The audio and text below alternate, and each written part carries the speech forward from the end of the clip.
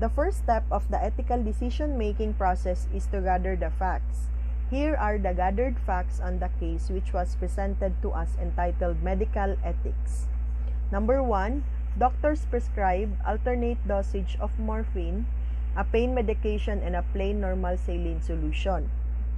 Number 2, morphine exerts its pharmacotherapeutic effect and a normal saline creating psychological effect to the patients thinking that morphine was injected.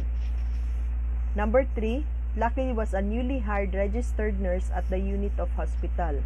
Number 4, Lucky's brother is the nurse supervisor of the hospital for 5 years.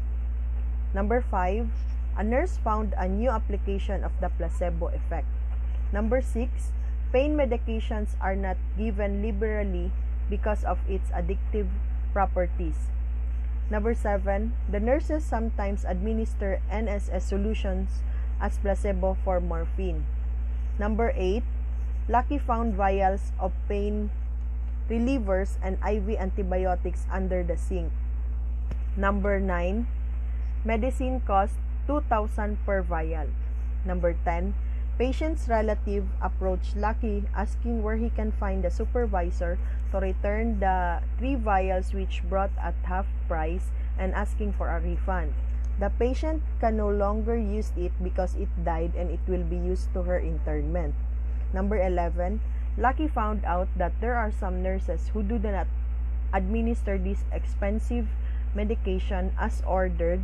Instead, they administer a placebo even if it was not ordered by the physician.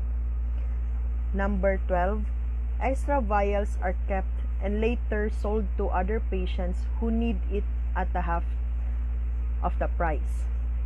Number 13, Lucky's brother is involved in the case.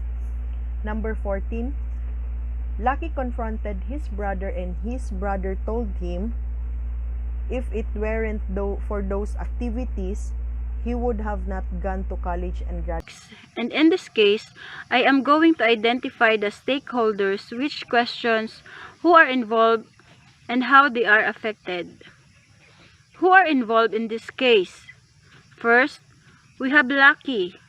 Lucky, who is a professional nurse, torn between his obligation and duties, and to his brother, which is identified as the nurse supervisor of the same hospital where Lucky is employed.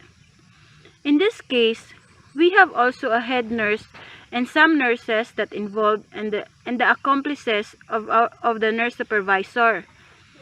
And lastly, the patient's relative who bought the medicine from the nurses. How are they affected in regards with the case? Lucky will be affected because he cannot decide whether he will stand to be a righteous to his job or becoming one of the accomplices to his brother's wrongdoings together with the other nurses. If he will speak up about the malpractice of his brother will be facing a huge consequences and haunt his conscience because his brother is the one who sent him to school and helped him of where he is today.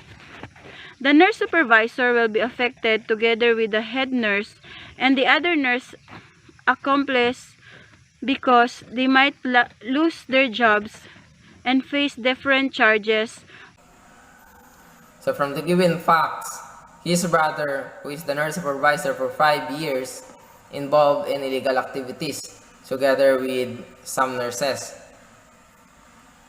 So because of Lucy confusion, he decided to investigate and he found out that some nurses administered placebo to their patient even though it was not ordered by the physician to gain more money and to sold it in a half price. They charged to the patient medicine even though they administered placebo. And also, he found out that his brother, who is the nurse supervisor in that hospital, involved in that illegal activities. Because of that, he confronted his brother. And his brother told him that not because of these illegal activities, Lucy would not have gone to college. And he need to keep silence because he also benefit from it a lot. So the moral dilemma in this case was Lucy would decide whether to keep silent to protect his brother, who is the nurse supervisor for 5 years and earn more too, or to make noise and inform the authority or the head of the hospital regarding the illegal activities in their vicinity involving his brother and some staff. So that is the moral dilemma in this case. In 7 steps of ethical decision making, I'm gonna tell you the step 4, which is list of alternative solution. Number 1, keep silent to protect my brother who is the nurse supervisor for 5 years in the hospital. Number 2, inform the authority of head staff of the hospital so that they will know that their hospital staffs are doing something wrong and that might ruin their hospital reputation. Number 3, tell the truth to the authority even if a lot of nurses and hospital staffs might get scolded or suspended so that they will stop from what they're doing and learn from their mistakes. Number 4, tell my brother to stop what he's doing and surrender everything to the head staff of the hospital and start doing the right thing so that it will not ruin his own reputation as nurse supervisor in the hospital. Number 5, just keep it as a secret because it is true that I can benefit from it. So now that we have already all alternatives, it is time for us to compare our alternatives and to rank our alternatives from the very best alternative to the least best alternative. So for the first one, or for the rank one, we have is the alternative number 4, which is to tell my brother to stop what he's doing and to surrender to the head staff of the hospital and to start doing what is right, so that it will not ruin his reputation as nurse supervisor in the hospital. These are given list of the alternatives.